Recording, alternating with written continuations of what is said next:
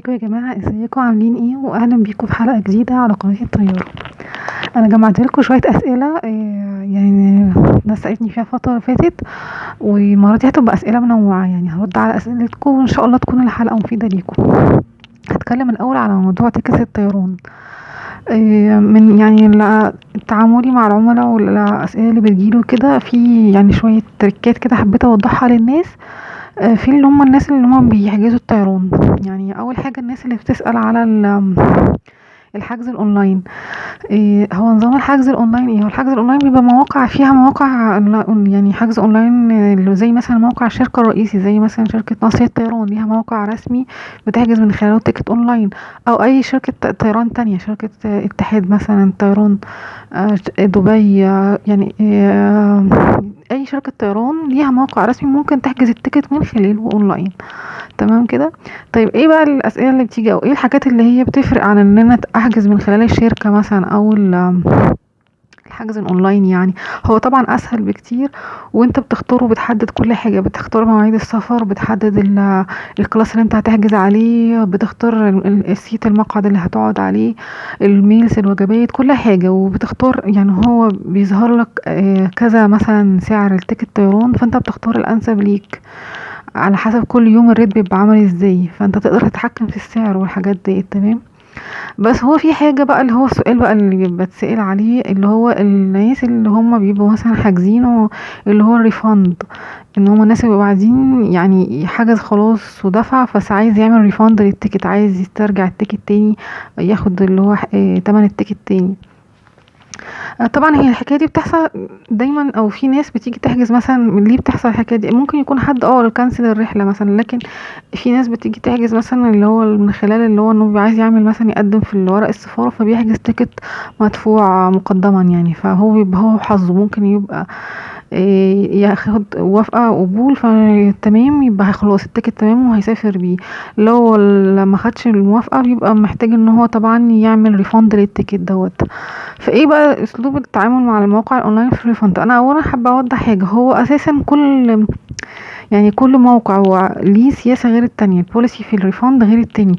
واصلا يعني هو الريفند عامة بيبقى من خلال اللي هو مكاتب الشركات الطيران، هي دي اللي تقدر وانت مثلا تحجز التيكت، هو تسأله مثلا هو ينفع فيه ريفاند، او ريفاند نظامه ايه، هترجع مثلا قد ايه من قيمة التيكت الطيران. تمام.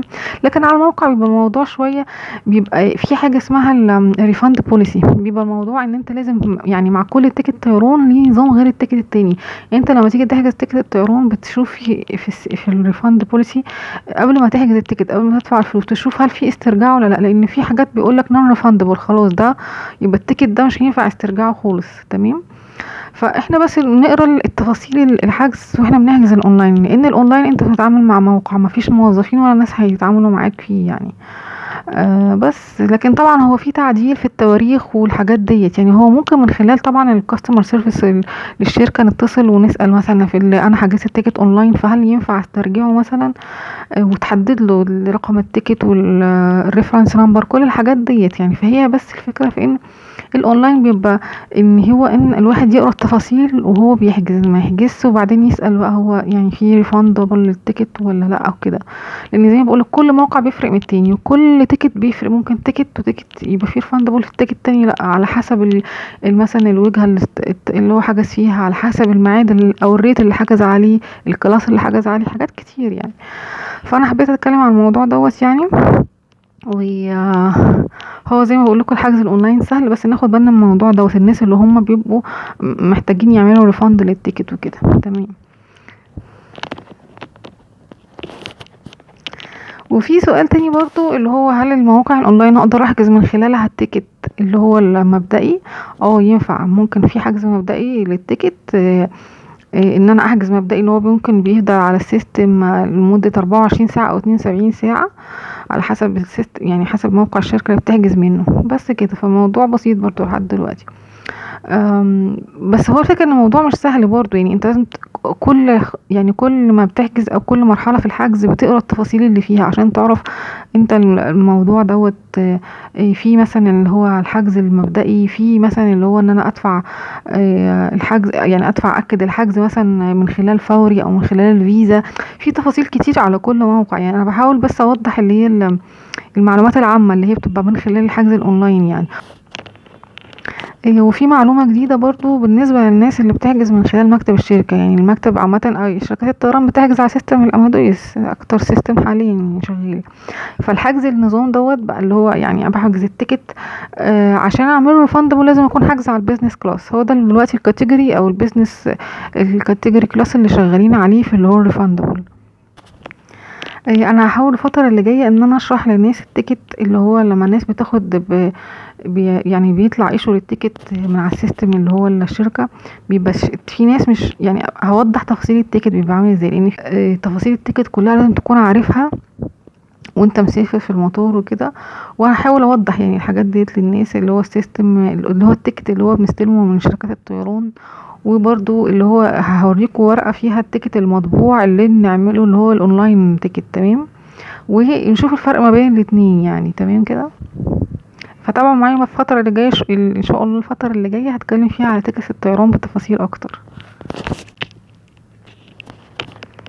وطبعا لو اي حد عايز يحجز تيكت طيران يكلمني من خلال بيج الشركة او من خلال البيج، يعني انا بحط لكم لينك البيج بتاعتي على الفيسبوك الرحلات في اللي هو صندوق الوصف تحت الفيديو. يكلمني ان شاء الله كده، يكون بس الناس محددة تواريخ السفر اللي هي اللي هو الوجهة اللي متجه ليها، وتواريخ السفر الذهاب والعودة، واللي هو البادجت اللي هو هيشتغل عليه، يعني الكاتيجوري البيزنس كلاس ولا الايكونومي ولا يعني حدد التفاصيل ديت، وان شاء الله انا اقدر اساعدكم. انا حبيت برضه اقول لكم ان هتلاقوا على البيج عندي كل فتره شركات الطيران بتعمل عروض على تيكت الطيران، يعني بتعمل ديسكاونت وكده. فطبعا معايا البيج هتلاقوا اسعار اللي هي شركات الطيران، هي بتبقى ديسكاونت في فتره معينه في الشهر، يعني كل شهر او لمده شهرين كده بتبقى التيكت عليها ديسكاونت. فتابعوا معايا ان شاء الله الناس اللي عايزه تحجز وكده، هيبقى في عروض يعني تخفيضات على تيكت الطيران. طبعا شركات الطيران عامه، بيدجات شركات الطيران هتلاقوا اللي هي الديسكاونت ريت ديت، وفي لينك لكل يعني ديسكاونت ريت شركه الطيران عاملاه.